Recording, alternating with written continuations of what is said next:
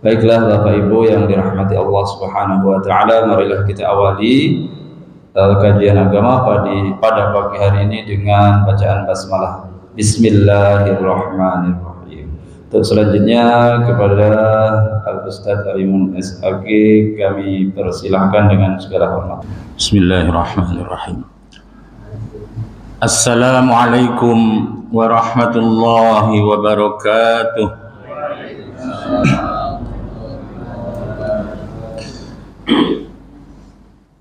Alhamdulillahilladzi bi ni'matihi tatimmus shalihat wa bi fadlihi tatanazzalul khairatu wal barakat wa bi taufiqihi tahaqqaqul maqasid wal ghayat. Asyhadu an la ilaha illallah wahdahu la syarika lah wa asyhadu anna Muhammadan abduhu wa rasuluh.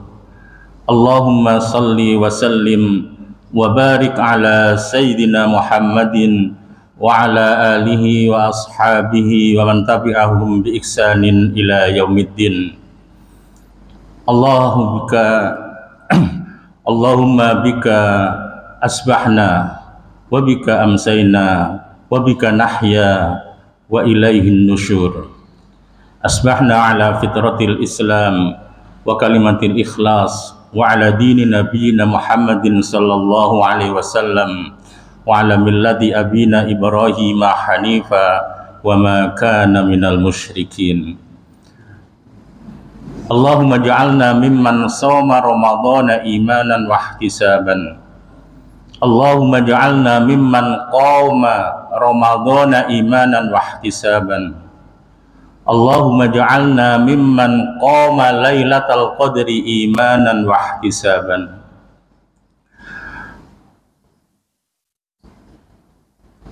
Bapak Ibu, anak-anak enggak ada Pak ya? Karena hujan ya. Iya. Anak-anak zaman dulu yang hadir. Iya. Betul. Tadi saya juga ke sini mau pakai motor, mantel rusak. Alhamdulillah bisa silaturahim yang keberapa ini, yang Ramadan kemarin kalau nggak salah sempat sini juga. Alhamdulillah, syukurillah pagi hari ini Bapak dan Ibu kita semua masih diberikan kesempatan, diberikan kesehatan dari dua nikmat yang sering dilupakan. Nikmat Allah sangatlah banyak, tidak mungkin kita hitung. Fa in ta'uddu nikmatullah la tuhsuha. Tidak mungkin kita bisa menghitung nikmat Allah. Tugas kita hanya mensyukuri nikmat. Dan nikmat yang sering dilupakan adalah nikmat sehat dan nikmat kesempatan. Pada kesempatan yang diberkahi Allah di tempat yang dimuliakan Allah ini, kita akan sedikit mengkaji, mungkin sering kita dengarkan, mungkin ini sudah sering dikaji, tapi pada kesempatan pagi hari ini akan kita kaji kembali. Akan sebuah hadis yang diriwayatkan oleh sahabat Abu Barzah Al-Aslam. Rasulullah SAW bersabda, la tazulu qadama abdin yaumal qiyamah hatta yus'ala an umrihi fima afnahu wa an ilmihi fima fa'ala. Kemudian apa lagi? Ada 4. Yang pertama adalah kita terjemahkan dulu, nanti ketemu insyaallah. Yang pertama atau dari yang kita sampaikan ini, tidaklah kaki, kalau qadama asalnya itu telapak kaki dari seorang hamba di yaumul hisab nanti, bisa dia beranjak dari tempatnya sampai dia sudah ditanya tentang 4 hal. Yang pertama akan ditanyakan an umrihi, ditanya tentang umurnya, fima afnahu, Untuk apa umur itu dihabiskan, dilewati itu untuk apa? Kemudian yang kedua, wa an ilmihi bima fa'ala, tentang ilmunya sudah diamalkan enggak? Dia tahu tentang ilmu ini tapi dikerjakan atau enggak? Nah, nanti kita bahas satu-satu. Kemudian yang ketiga, wa an malihi, dan akan ditanya tentang hartanya. Min aina iktasabahu, dari mana dia peroleh, dia usahakan harta yang dia peroleh itu dari mana, akan ditanya. Wa fima anfaqahu, dan kemana harta itu akan didistribusikan, diinfakkan. Kemudian yang terakhir, wa an jismihi, dan akan ditanya tentang badannya, tubuhnya, ini akan ditanya. Fima ablahu, dipakai aktivitas apa saja badan itu, jasad itu dipakai apa saja, nanti akan ditanya. Kita mulai dari yang pertama. Yang pertama ini mungkin yang akan lama ini. Masalah umur. Kalau Bapak Ibu ditanya, boleh enggak kita panjang umur? Boleh enggak, Bu? Kita panjang umur itu boleh enggak? Kalau Bapak Ibu ini lepas dari masalah boleh tidaknya ulang tahun ya. Sering ketika ulang tahun didoakan apa? Semoga panjang umur, amin. Kalau Bapak Ibu dikasih umur 200 tahun mau?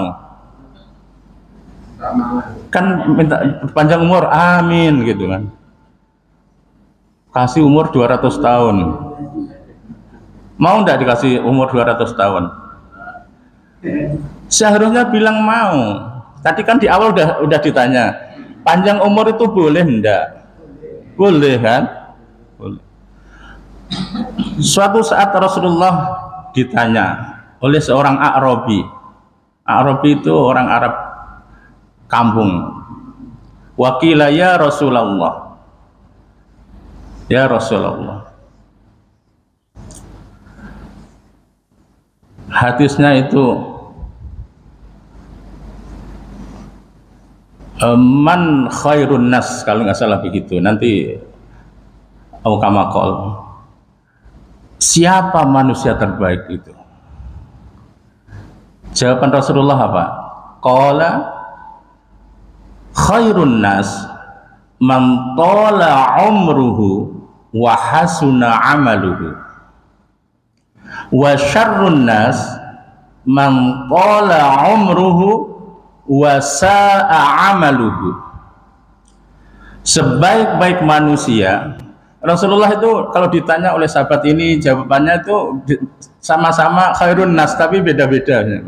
Pernah dengar kan khairun nas anfa'um linnas, ya kan? Sebagai manusia yang paling bermanfaat untuk orang lain. Banyak. Lah yang dijawab ini, orang ini dijawab tentang permasalahan umur, berarti kan masalah waktu. Khairun nas, sebaik-baik manusia kata Rasulullah, man tola umruhu, yang panjang umurnya. Berarti boleh tidak panjang umur? Boleh. Wa hasuna amaluhu, dan bagus amalnya. Jadi kalau bapak ibu-ibu didoakan, dengarin dulu doanya, jangan asal panjang umur amin. Panjang umur yang bagaimana yang akan kita aminkan gitu loh. Jangan panjang umur amin, 100 tahun amin, 200 tahun amin. Kalau yang kedua gimana? Syarrun nas, sejelek-jelek manusia adalah qala umruhu, panjang umurnya, wasa'a amaluhu, jelek amalnya. Panjang umur kan belum tentu bagus. Di hadis ini ada dua orang panjang umur, satunya baik, satunya nggak baik. Yang baik adalah yang hasuna amaluhu, yang bagus amalnya. Mana bapak yang itu? Bapak sudah berapa umur tahunnya? Berapa usia bapak berapa? Pinter Yosone pak. Berapa? 46. Berapa? 79. Masih muda tadi ya 79 itu kalau hitungan remaja masjid. Remaja masjid. Baik. Iya 79. Baik. Yang berapa?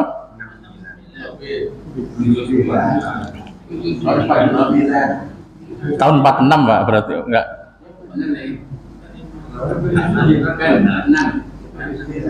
Iya 79. Adanya lebih tua lagi. Jangan Bapak pernah resah ketika Allah berikan Bapak Ibu dengan usia yang panjang. Syaratnya tadi diingat satu, hasuna amalu. Termasuk manusia yang baik, panjang umurnya tapi bagus amalnya gitu. Jangan gitu, ya Allah, sampai kapan aku ini, makin tua kawanku udah pada meninggal semua kok aku belum. Jangan resah, kan udah dikasih dasar tadi kan. Asal amal kita baik, syukuri. Allah berikan kita umur berapa, enggak masalah. Itu yang menjadi itu ya. Umur kita akan ditanya Bapak dan Ibu. Maka selama kita masih diberikan kesempatan Allah dengan umur yang panjang atau umur yang ada ini, gunakan dengan sebaik-baiknya. Jangan kita sia-siakan umur kita dengan aktivitas-aktivitas yang tidak ada gunanya.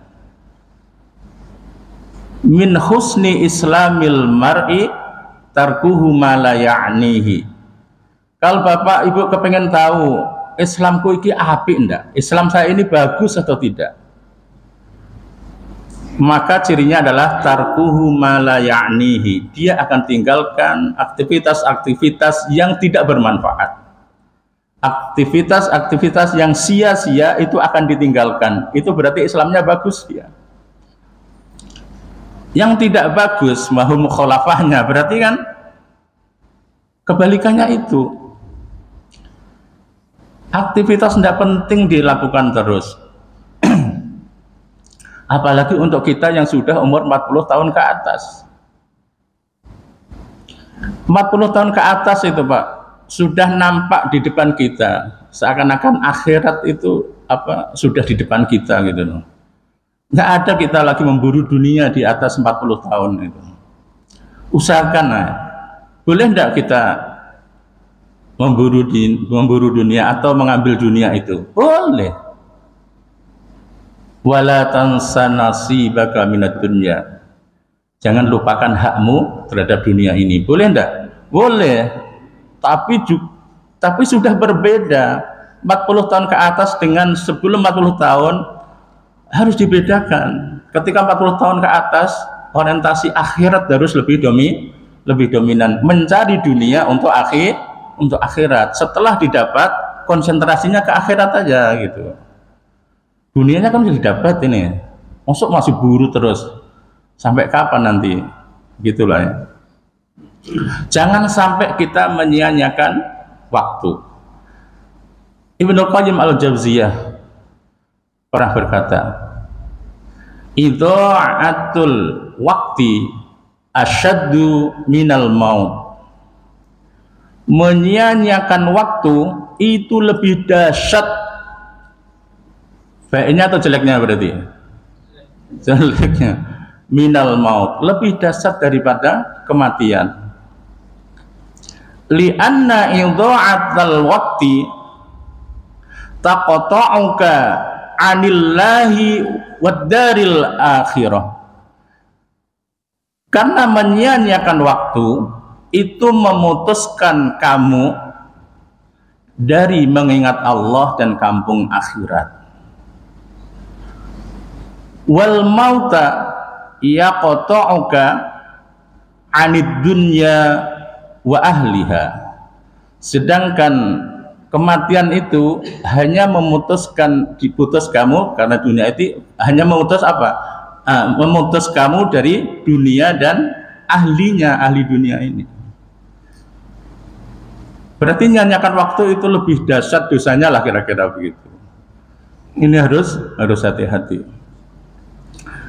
Kita lanjutkan sampai situ dulu aja lah tentang umur. Yang penting kita jadikan umur kita umur yang diberkahi oleh Allah dengan memaksimalkan dengan waktu ini untuk beraktivitas dalam ketaatan kepada Allah, dengan wahasuna amalu, dengan amal-amal yang bagus.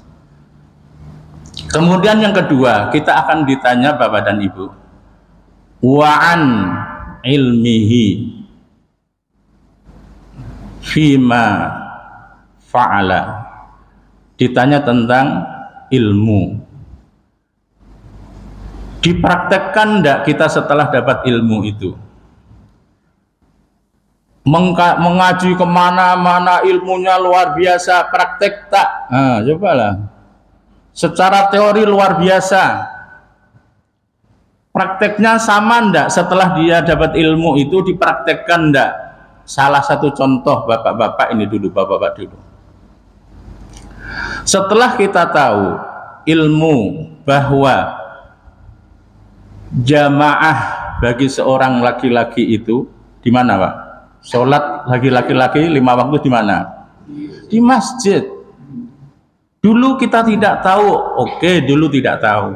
Setelah kita tahu, ada ilmu sering disampaikan. Sholat jamaah bagi seorang laki-laki itu hukumnya menurut ulama hanya 2. Satunya mewajibkan, satunya sunnah muakkad. Sunnah muakkad itu bapak-bapak dan ibu-ibu juga lah harus tahu ya. Sunnah muakkad itu sunnah yang tinggal 1 langkah lagi itu wajib gitu loh. Jangan satunya sunnah, sunnah. Jangan dilihat sunnahnya. Sunnah muakkad itu sunnah yang sudah mau wajib. Jadi jangan sampai kita tinggalkan kalau tidak karena ada darurat, sakit perut, mau berangkat ke masjid sakit perut, udahlah saya tetap ke masjid aja lah walaupun nanti kentut-kentut di masjid, boleh? Kasihan tetangga kita. Ya nggak apa-apa, dalam kondisi seperti itu nggak apa-apa, tuntaskan dulu di rumah. Kalau masih ada waktu berangkat, kalau enggak ya udah, itu adalah takdir Allah. Kita udah niat tuh berangkat tuh, sakit perut, sakitnya yang mulus-mulus itu itu gawat itu kan, atau mungkin karena sakit, atau mungkin kondisi-kondisi yang lain membuat kita tidak bisa berjamaah. Lagi safar misalkan, safarnya itu tidak membawa kendaraan sendiri, naik bus, waktunya masuk sholat, masuk Pak sopir berhenti dulu Pak, Bapak kalau nyopir setiap sholat tolong berhenti Pak, diturunkan kita Pak, bukannya orang ini bagus ya luar biasa, bukan gitu, kita diturunkan. Saya pernah pulang ke Jawa naik bis Pak, dari Jawa ke sini juga pernah naik bis. Kemarin waktu COVID itu saya pulang sekeluarga pakai bisan. Karena apa? Karena syaratnya naik pesawat harus sudah booster. Kami sekeluarga baru 2 kali suntik, kurang 1 lagi. Boleh, tapi nanti di bandara itu akan dicek lagi. 5 orang satu positif. Masa keluarga kita tinggalkan di bandara, kita pulang ke Jawa. Akhirnya udah daripada berisiko, naik bis kali-kali pulang gitu. Naik bis kita pulang. Kalau di rata-rata Pak, ketika berhenti di tempat makan itu, tidak sampai separuh yang sholat Pak. Mungkin bapak-bapak pernah dulu ketika orang-orang Jawa yang pernah awal-awal itu, banyak sekali penumpang itu yang tidak sholat. Yang sholat ada, tapi yang nggak sholat itu banyak gitu. Ini kan bahayanya. Baik, kita kembali kepada masalah yang akan ditanyakan dan harus kita siapkan Pak. Pertanyaan di mahsyar nanti itu, di yaumul hisab itu harus kita siapkan dari sekarang. Ilmu kita akan ditanya. Sudah tahu tentang ini? Sudah dipraktekkan. Nah, itu nanti pertanyaan berikutnya. Ilmunya sudah tahu, sudah. Berbaik dengan tetangga, memuliakan tetangga, memuliakan tamu, berkata baik atau lebih baik diam, Itu sudah kita ketahui secara ilmunya kan. Man kana yu'minu billahi wal yaumil akhir falyaqul khairan aw liyasmut.